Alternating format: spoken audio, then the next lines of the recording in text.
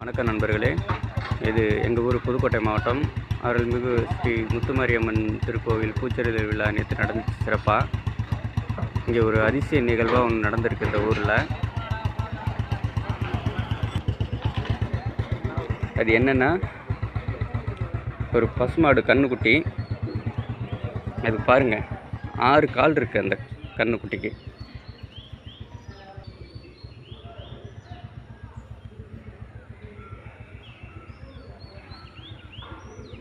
நல்லா பாருங்கள், 6 கால் இருக்குது.